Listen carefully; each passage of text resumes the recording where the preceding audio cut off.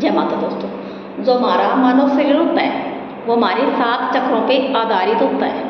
तो अगर ये मानव शरीर के अंदर 7 चक्र अगर इंसान जागृत कर ले तो क्या होता है ऐसे में, तो इंसान का जो जीवन होता है वो साधु जीवन बन जाता है। साधु जीवन यानी कि ना काऊ से दोस्ती ना काऊ से बैर, यानी कि सुख में सुखी नहीं होना और दुख में दुखी नहीं होना, सुख में घमंड नहीं करना और दुख में रोना नहीं। तो ऐसा इंसान का जीवन बन जाता है और इंसान अपना जीवन साधारण तरीके से जीने लग जाता है और उसे किसी भी तरह की कोई भी अपने उसके जीवन में कोई भी किसी भी तरह की परेशानी का सामना नहीं करना पड़ता।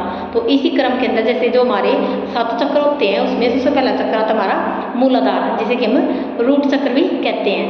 तो जो हमारा मूलाधार चक्र होता है हमारे जो पीठ होती है कमर के जो रीढ़ की हड्डी होती है उसमें सबसे नीचे की हड्डी त्रिकोणीय हड्डी होती है, त्रिकोणीय रूप में जो कि छोटे छोटे हड्डियों को मिलाकर बनी होती है, वहाँ हमारा मूलाधार चक्र होता है।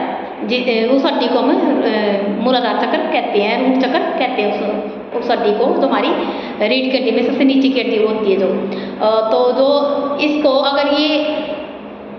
अगर ये मूलाधार चक्र हमारा बाधित हो जाए तो भाई कौन कौन सी परेशानियां हो जाती हैं। तो सबसे पहला तो जैसे हमारी जो इम्यून सिस्टम यानी कि जो रोग प्रतिरोधक क्षमता, रोगों से लड़ने की ताकत हमारी कमज़ोर पड़ जाती है, फिर ख़त्म हो जाती है अगर हम ज़्यादा ध्यान ना दें तो इसके ऊपर।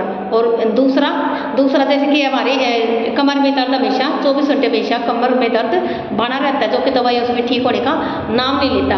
और हमारे मन के अंदर हमेशा असुरक्षा की भावना बनी रहती है, जिसके चलते हमारे अंदर आत्मबल की कमी आ जाती है और हम खुद को सबसे छोटा महसूस करते हैं और हमारा जो मन होता है उसमें ऐसे में कमज़ोर पड़ जाता है। तो जो शरीर होता है बीमारी को हो जाता है, मन कमज़ोर पड़ जाता है और ऐसे में क्या होता है कि जो वजन होता है हमारा टेंशन के मारे या तो बढ़ता है या फिर घट जाता है। ऐसे में तो शरीर भी साथ नहीं देता, शरीर में हिम्मत नहीं है, दिमाग काम नहीं करता ऐसे में। तो इसके लिए करेंगे क्या, तो जो मूलाधार चक्र होता है हमारा उसको पृथ्वी तत्व से जुड़ा होता है।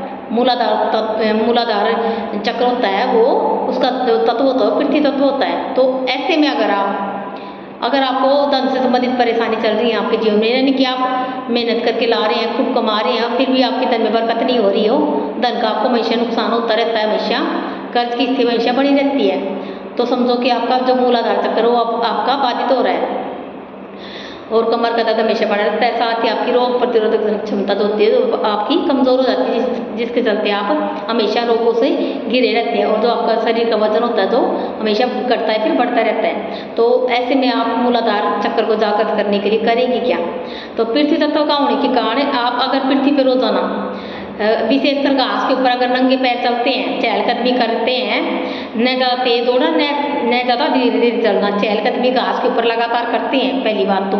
और दूसरी बात तो जो हमारा मूलाधार चक्र होता है उसके देव होते हैं हमारे गणेश जी, तो गणेश जी की पूजा करते हैं दूसरे नंबर पे। और जो इनका ग्रह होता है उनका गुरु ग्रह, जो हमारा मूलाधार चक्र है उसका जो ग्रह होता है हमारा गुरु ग्रह होता है। तो गुरु ग्रह पीले रंग को रिप्रेजेंट करता है। तो अगर आप इस समय आप अपने यानी कि पीले रंग के कपड़े, पीले रंग के वस्त्र आप धारण करते हैं, साथ ही गणेश जी को पीले रंग के फूल चढ़ाते हैं और पीले वस्त्र गणेश जी को अर्पण करते हैं। और तो आपके लिए जो आपका मूलाधार चक्र है वो आपका जागृत हो जाएगा और आपको इन सभी समस्याओं से आपको छुटकारा मिल जाएगा। जय माता।